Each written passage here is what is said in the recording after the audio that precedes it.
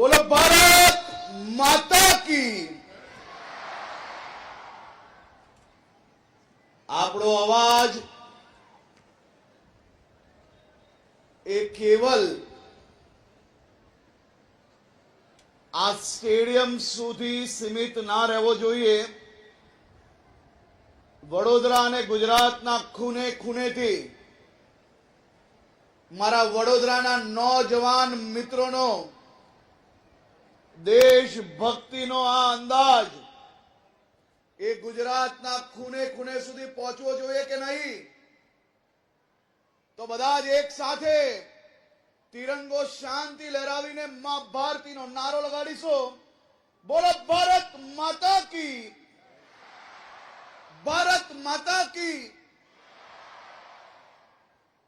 વડોદરાની આ ઐતિહાસિક અને સંસ્કારી ધરતી પરથી સૌને આઝાદીના મહાપર્વની હાર્દિક શુભકામનાઓ. જે ભારત દેશ સૌથી અનેરો છે, આ આપણો દેશ સૌથી અનોખો છે. તેવા આપણા દેશની આઝાદીના 80મો સ્વાતંત્ર્ય પર્વ આજે આપણે સૌ સાથે મળીને ઉજવી રહ્યા છે. આ વર્ષનો સ્વાતંત્ર્ય દિવસ આપણા સૌ માટે ખૂબ વિશેષ છે. આપણા દેશની આઝાદીને 100 વર્ષ પૂર્ણ થવામાં હવે માત્ર 20 જ વર્ષ બાકી છે. વડાપ્રધાન શ્રી નરેન્દ્રભાઈ મોદીએ 5 વર્ષ પહેલા વિકસિત ભારત 2047નું લક્ષ્ય એ દેશવાસીઓને આપ્યું હતું. આ ભવ્ય લક્ષ્યને પાર પાડવા આપણી પાસે હવે માત્ર 20 જ વર્ષ બાકી છે. ત્યારે આપણે આ આવનારા 20 વર્ષ એ આપણા સૌ માટે અમૃત કાળની સાથે સાથે આપણો કર્તવ્ય કાળ પણ છે. આ મા ભારતીને પરમ વૈભવના શિખરે બિરાજમાન કરવાનું સપનું આપણે સૌએ સાથે મળીને પૂરું કરવાનું છે.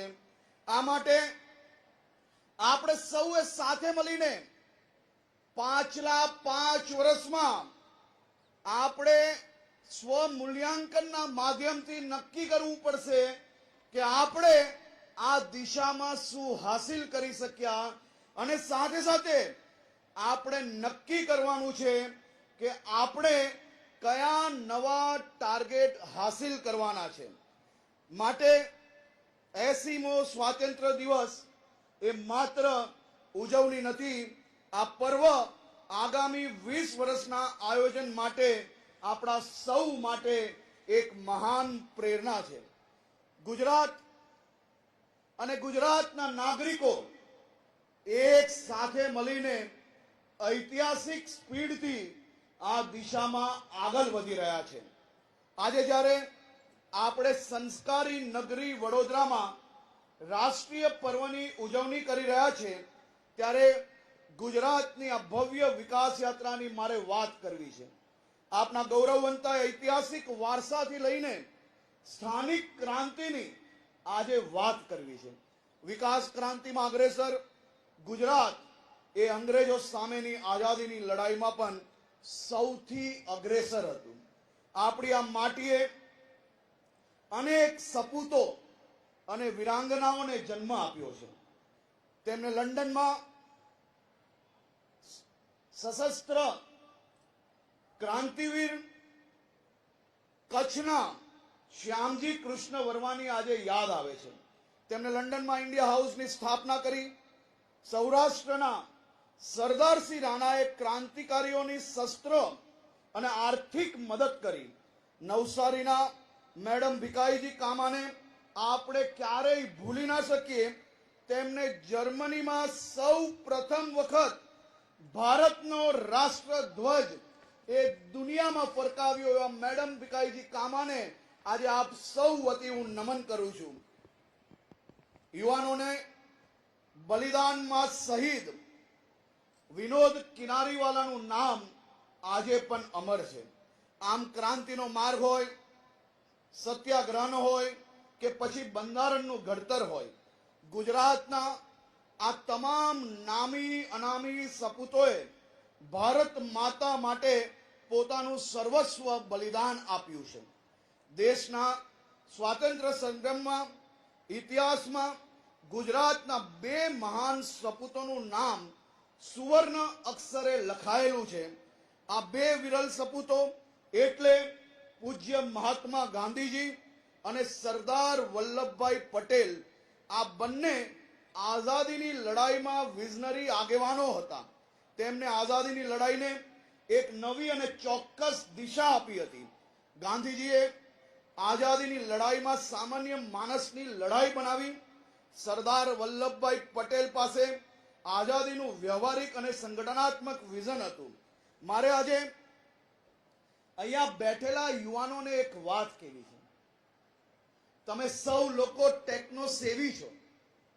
મારી આપને વિનંતી છે કે આ 80માં આઝાદીના પર્વ નિમિત્તે તમે આજે એક નાનું એવું ગૂગલમાં એક સર્ચ કરજો કે ઇટલીના 9 પ્રાંતોને સાથે લાવવા માટે કેટલા વર્ષ લાગ્યા હતા. એવું જણાવે છે કે ઇટલીના 9 પ્રાંતોને સાથે લાવવા માટે 23 વર્ષ લાગ્યા હતા. એ જ રીતે જર્મનીના 40 પ્રાંતોને સાથે લાવવા માટે 9 વર્ષ લાગ્યા હતા. પણ ભારત દેશના 562 જેટલા રજવાડાઓને ભેગા કરીને એક ભારત કરવા માટે સરદાર સાહેબે માત્ર ને માત્ર 18 મહિનાની અંદર આપણું ભારત એક કર્યું. જો આ એક ના થયું હોત ને તો આજે કાશ્મીર જવા માટે અહીંયા બેઠેલા સૌ યુવાનોએ પાસપોર્ટ પર વિઝા લગાડવો પડતે. રામ મંદિરના દર્શન કરવા જવા માટે તમારે લોકોએ વિઝા લેવા પડતે. સરદાર સાહેબે આ દેશને એક રાખવા માટે જે અદ્ભુત કાર્ય કર્યું છે તે આવનારી પેઢી દર પેઢી સુધી તમામ લોકો એમના હંમેશા આભારી રહેશે.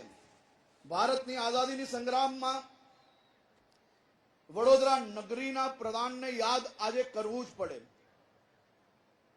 આપણું ગાયકવાડી શાસન, સુશાસન અને રાષ્ટ્ર નિર્માણની એક ખૂબ મોટી પાઠશાલા હતી. ગાયકવાડી શાસન પાસે પ્રતિભા ઓળખવાની અદ્ભુત દ્રષ્ટિ હતી. બંધારણના ઘડવૈયા ડોક્ટર બાબા સાહેબ આંબેડકરની પ્રતિભા મહારાજાઓએ ઓળખી. મહારાજાઓએ તેમને ઉચ્ચ શિક્ષણ માટે આર્થિક સહાય આપી. આ શિષ્યવૃત્તિનો સીધો લાભ આઝાદ ભારતને મળ્યો હતો. વડોદરાની ધરતીએ દેશને અનેક સામાજિક ક્રાંતિ સૂર્ય પણ આપ્યો. આ ધરતી પરથી સામાજિક સમાનતાના આંદોલનનું રણસિંગું ફીંકાયું. ભારતના સંવિધાનના નિર્માણ અને સમાનતાના હકોને મૂલ્યા એ વડોદરાના આ સંકલ્પ ભૂમિમાં રહેલા છે. રાજ્ય સરકાર દ્વારા વડોદરાની આ સંકલ્પ ભૂમિને વધુ અત્યાધુનિક બનાવી અને દેશ અને વિદેશથી આવતા વડોદરામાં સૌ લોકોને બાબા સાહેબ આંબેડકરજીનું દેશના કરોડો કરોડો લોકો માટે, પ્રત્યેક ભારતવાસી માટે એમના દ્વારા જે કાર્ય કરવામાં આવ્યું છે તે સામાન્ય નાગરિક સમજી શકે તે પ્રકારે આ સંકલ્પ ભૂમિને બનાવવાનો નિર્ણય લેવામાં આવ્યો છે. જે આવનારા 2 મહિનાની અંદર એનું કામ સંપૂર્ણ પૂર્ણ કરવામાં આવશે અને વડોદરા ખાતે બાબા સાહેબ આંબેડકરના જીવન પર એક અદ્ભુત મ્યુઝિયમ બી તૈયાર થઈ ચૂક્યું છે. જે બી આવનારા દિવસોમાં એનું પણ લોકાર્પણ કરવામાં આવશે. પ્રખર રાષ્ટ્રવાદી અને યુગ પુરુષ મહર્ષિ અરવિંદ ઘોષને યાદ કર્યા વિના આઝાદીનો આ ઉત્સવ એ અધૂરો છે. પોતાના જીવનના 13 વર્ષ અરવિંદ બાબુએ વડોદરાના પોતાની કર્મભૂમિ બનાવી હતી. મહારાજા સયાજીરાવના મહત્વના પત્રો અને ભાષણોનું ડ્રાફ્ટ પણ અરવિંદ બાબુ જ તૈયાર કરતા. ગુજરાતમાં યુવાનોમાં ક્રાંતિના બીજ રોપવા માટે વ્યાયામ શાળાઓ શરૂ કરવાની પ્રેરણા અરવિંદ બાબુએ જ આપી હતી. તેમની જ પ્રેરણાથી છોટુભાઈ અને અંબુભાઈ પુરાણીએ અખાડાઓ મારફતે સ્વાતંત્ર્ય સંગ્રામની આગ ફેલાવી. તેમને લખેલી ભવાની મંદિર પુસ્તિકાએ યુવાનોમાં દેશ માટે ફરી ફિટ હોવાનો જુસ્સા પૂર્વે એમને લખ્યું હતું કે વह हृदय नहीं है पत्थर है जिसमें स्वदेश का प्यार नहीं, जो जीवित जोश जगा ना सका उस जीवन में कुछ शार नहीं, जिसने साहस को छोड़ दिया वह पहुंच सकेगा पार नहीं, जो भरा नहीं भावों से बहती जिसमें रसधार नहीं, वह हृदय नहीं है पत्थर है जिसमें स्वदेश का प्यार नहीं. દાદાભાઈ નવરોજજી ગાયકવાડી શાસકો ગુપ્ત રીતે સ્વાતંત્ર્ય સેનાનીઓને આર્થિક અને નૈતિક ટેકો આપતા હતા. તેમનો આ સહયોગ આઝાદી માટે ખૂબ જ મહત્વનો અને ઉપયોગી હતો. અંગ્રેજો સામેની લડાઈમાં આદિવાસીઓનું ઐતિહાસિક યોગદાન રહ્યું છે. 1857ના સ્વાતંત્ર્ય સંગ્રામમાં આદિવાસી સૌથી અગ્રેસર હતા. પોતાના તીર, કામઠા અને ગોરીલા યુદ્ધથી તેમને અંગ્રેજોને હંફાવી દીધા હતા. મધ્ય ગુજરાતના મેવાસી આદિવાસી અને મેવાસી રાજાઓ ઝાંસીની રાણીની મદદે પહોંચી ગયા હતા. જ્યારે ક્રાંતિવીર તાત્યા તોપે અંગ્રેજોના થાપ આપીને ગુજરાત આવ્યા હતા, ત્યારે પંચમહાલ અને છોટા ઉદેપુરના આદિવાસીઓએ તેમને જંગલોમાં આશરો આપ્યો હતો. નર્મદા અને સાતપુડાના ગિરિમાલાઓમાં ભીમા નાયક અને ખાજિયા નાયકે અદ્ભુત શૌર્ય દેખાવ્યું હતું. તેમને અંગ્રેજોની તિજોરીઓ અને હથિયારો લૂંટીને ક્રાંતિવીરોને સીધી મદદ કરી હતી.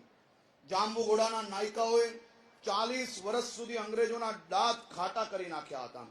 દક્ષિણ ગુજરાતના આદિવાસી રાજાઓએ ક્યારેય અંગ્રેજોને પોતાના વિસ્તારમાં ફરકવા દીધા નહોતા. દેશ માટે ગોળીઓ ખાવાની વાત આવે ત્યારે પણ આ જ આદિવાસીઓ કદી પીઠ નથી બતાવી. માનગઢ ડુંગરનો ઇતિહાસ અસ્વર્ણનીય છે. ગુરુ ગોવિંદના નેતૃત્વમાં 1500 જેટલા ભીલ ભાઈ બહેનોએ સામી છાતીએ અંગ્રેજોને ગોળીઓ ઝીલી હતી. આવો જ જલિયાવાલા બાગ કરતા પણ ભયંકર નરસંહાર સાબરકાંઠાના પાલ દડવાવ ખાતે થયો હતો. 1930માં પંચમહાલ અને દક્ષિણ ગુજરાતના આદિવાસીઓએ અંગ્રેજો સામે જંગલ સત્યાગ્રહ કર્યો હતો. બારડોલી સત્યાગ્રહ રાણી પર જ આદિવાસી સમુદાયે પોતાની જમીનો અને ઢોર ઢાંકર ગુમાવ્યા, છતાં તેઓ સરદાર પટેલના કહેવાથી અંગ્રેજો સામે ક્યારેય ઝૂક્યા ન હતા. ગુજરાત એ છેલ્લા 25 વર્ષથી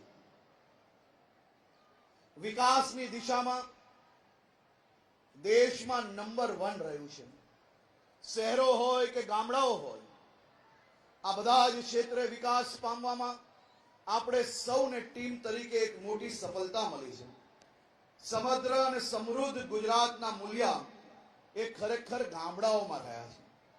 શહેરોની સાથે ગામડાઓનો વિકાસ પણ એટલો જ જરૂરી છે. સરકારે ગામડાઓને નવું જીવન આપ્યું છે. ગામડાઓમાં આરોગ્યલક્ષી સેવાઓ પણ શહેરી કક્ષા જેવી પૂરી પાડી છે. આપણી સરકારે સમરસ ગ્રામ્ય યોજનાથી વિકસિત ગ્રામ્ય સુધીની સફર ખેડી છે. આજે એક નાનકડા ગામડાઓનો ખેડૂત પણ સ્માર્ટફોન મોબાઈલ વાપરે છે. તે વિશ્વમાં ખેતી કે વિજ્ઞાન ક્ષેત્રના વિકાસની માહિતી આંગળીના ટેરવે મેળવે છે. આજે દરેક ગામડા સુધી વીજળી અને ઇન્ટરનેટ પહોંચ્યું છે. વડાપ્રધાન શ્રી નરેન્દ્રભાઈ મોદી દિલ્હીથી ખેડૂતોના ખાતામાં સીધા જ દર વર્ષે 6000 રૂપિયા મોકલે છે. ખેડૂત આ રૂપિયા જમા થયાની સાથે એને ઘડીભરમાં માહિતી મળી જાય છે. આપણા વડોદરા જિલ્લાના દરેક ગામડાઓ સુધી વિકાસ લક્ષી લાભ પહોંચ્યા છે. લોકોને ગ્રામીણ જીવન સ્તર વધુ સ્ત્રુત બન્યું છે. 15માં નાણાં પંચ અંતર્ગત વડોદરા જિલ્લાને એક્સ્ટ્રા 479 કરોડ રૂપિયાની ગ્રાન્ટ મળી છે. કુદરતી આફતો સમયે લોકો સુરક્ષિત રહે તેની પણ સરકારે ચિંતા કરી છે. સંવેદનશીલ વિસ્તારોમાં 4 થી વધારે શેલ્ટર હોમ નવા બનાવવામાં આવ્યા છે.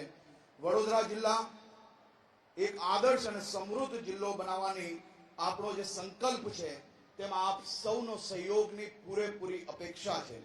આપનો અન્નદાતા ખેડૂત ગુજરાતના વિકાસનો મુખ્ય પાયો છે. વડાપ્રધાન શ્રી નરેન્દ્રભાઈ મોદીએ સરકારથી સમૃદ્ધિનો સંકલ્પ આપ્યો છે. રાજ્ય સરકાર કૃષિ ક્ષેત્રે ઐતિહાસિક નિર્ણયો જ્યારે લઈ રહી છે ત્યારે આકાશી આફતો સમયે સરકાર ખેડૂતોનો એ વિશેષ ચિંતા કરી રહી છે. દેશમાં છેલ્લા 10 વર્ષમાં 1.36 કરોડ ખેડૂતોને માત્ર ગુજરાત સરકારે ગુજરાતમાં આ 1.36 કરોડ ખેડૂતોને રાહત આપી છે. અનેક પેકેજો આપ્યા છે. પીએમ કિસાન યોજનામાં રાજ્યના 59.25 લાખથી વધુ ખેડૂતોને સીધો 6000 રૂપિયાનો લાભ મળે છે. વડોદરા જિલ્લામાં પ્રાકૃતિક ખેતી માટે 181 ક્લસ્ટરોની રચના કરવામાં આવી છે. પ્રાકૃતિક ખેડૂત કુલ મળીને 1810 જેટલા લોકોને આર્થિક મદદ મળી રહી છે. 308 મોડલ ફાર્મ તૈયાર કરાવી લેવામાં આવ્યા છે. ખેત પેદાશોનો સારો ભાવ મળે તે માટે 38 વેચાણ કેન્દ્રો કાર્યરત છે. ખાસ કરીને આ વર્ષે આપણે વંદે માતરમના 150 વર્ષ પૂર્ણ થયા છે. આ વર્ષે આપણા ગીત રાષ્ટ્રગીત વંદે માતરમની રચનાને 150 વર્ષ આખું દેશ ઉજવી રહ્યું છે. બંકિમ ચંદ્ર ચેટર્જીએ રચેલી આ મહામંત્રએ આઝાદીની લડાઈમાં નવા પ્રાણ પૂર્યા હતા. વડાપ્રધાન શ્રી નરેન્દ્રભાઈ મોદીએ આ ગીતને મોટું ગૌરવનું લક્ષ્ય બનાવ્યું છે. સરકારે વંદે માતરમને રાષ્ટ્રગાન સમાજને સર્વોચ્ચ દરજ્જો આપ્યો છે. સુજલામ સુફલામ મલયચ શીતલામ સસ્ય શ્યામલામ આ પવિત્ર શબ્દોમાં સર્વાંગી વિકાસનું ભવ્ય વિઝન છુપાયેલું છે. ગુજરાત સરકારે આ ગીતને જ પોતાનો વિકાસ મંત્ર બનાવ્યો છે. મિત્રો, દાયકાઓ પહેલા આપણે પાણી માટે ગુજરાતમાં વલખાતા હતા, પરંતુ નરેન્દ્રભાઈ મોદીની દીર્ઘ દ્રષ્ટિથી પાણીની સમસ્યા હવે ભૂતકાળ બની ગઈ છે. વડોદરાની અંદર ખાસ કરીને જલ સંચય અને પૂર નિયંત્રણની ખૂબ વિશેષ કામગીરીઓ કરવામાં આવી છે.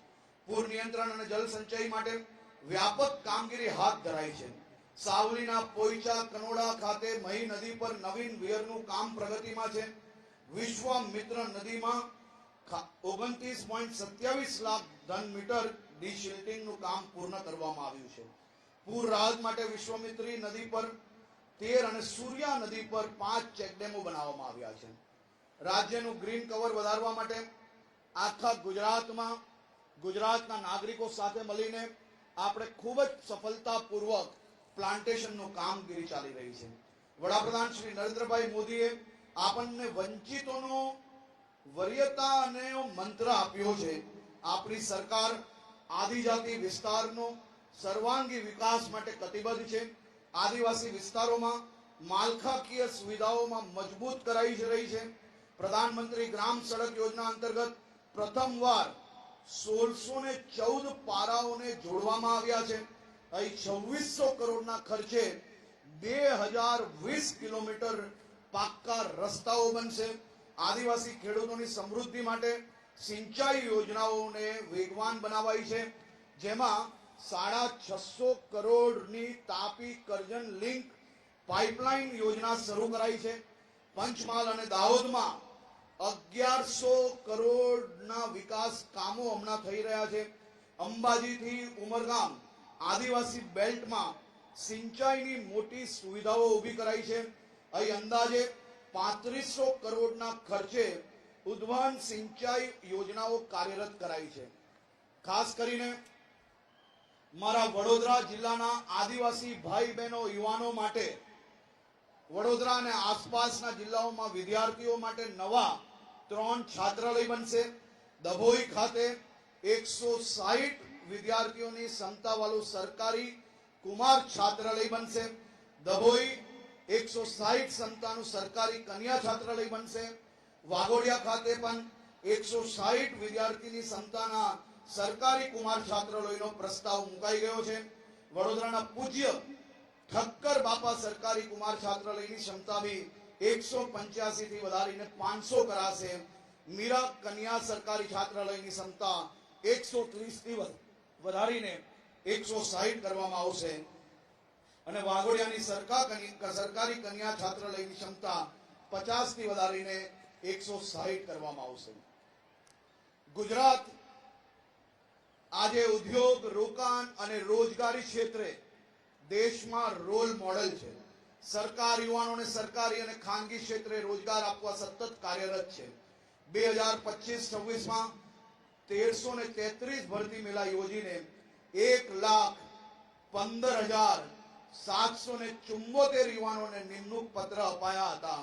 છેલ્લા 5 વર્ષમાં 7,403 મેગા રોજગાર ભરતી મેળા યોજાયા, જેથી રાજ્યમાં વધુમાં વધુ યુવાનોને રોજગારીની તકો મળી શકે. આજે આઝાદીના આ 80મા મહાપર્વ નિમિત્તે હું મારા સૌ યુવાન મિત્રોને વિનંતી કરવા માંગુ છું કે દેશને આજે શહાદતની જરૂર નથી. આજના સમયની માંગ છે કે આપણે સૌ સાથે મળીને, કોઈ બી પ્રકારની જાતિ પાતિ નહીં, કોઈ બી પ્રકારના વાદ વિવાદો નહીં, ફક્ત ગુજરાતી તરીકે, ભારતીય તરીકે આપણે સૌ સાથે મળીને આપણા ગામની, જિલ્લાની, શહેરની, રાજ્યની, દેશની પ્રગતિમાં આપણે સૌ લોકો સહયોગી થઈએ. આપણે સૌ લોકો આપણી જવાબદારીઓ નિભાવીએ. આપણે સૌ લોકો આપણા રાજ્યને સ્વચ્છ રાખવા માટે આપણે સૌ લોકો સહભાગી થઈએ. આપણે સ્કૂલ કોલેજોમાં ભણતર લઈએ છીએ, ડિગ્રીઓ પ્રાપ્ત કરીએ છીએ, પરંતુ જો આપણે સૌ લોકો સ્વચ્છતા કર્મચારીઓનું કામ ઓછું ના કરી શકીએ, સ્વચ્છતા કર્મચારીઓને મદદ ના કરી શકીએ, સ્વચ્છતા કર્મચારીઓનું જો કામ વધારીએ તો આપણી એ ડિગ્રી કોઈ કામની નથી.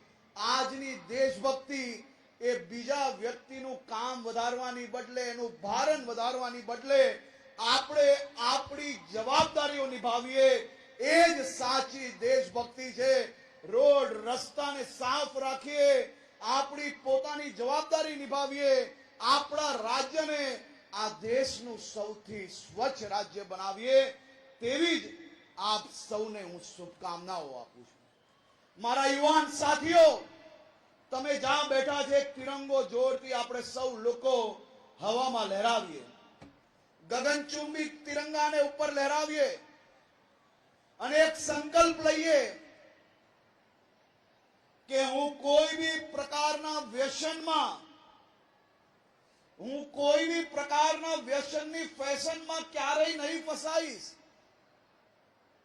હું મારા મિત્ર, મારા પરિચિતોને ક્યારેય જો ડ્રગ્સની લપેટમાં આવ્યા હશે તો એને બહાર લાવવા માટે સૌથી પહેલા એના પરિવારને જાણકારી આપીશ અને પછી જો ના સુધરે તો પોલીસ સ્ટેશન તક જઈને બી હું મારા મિત્રને બચાવવાની પ્રયત્ન કરીશ.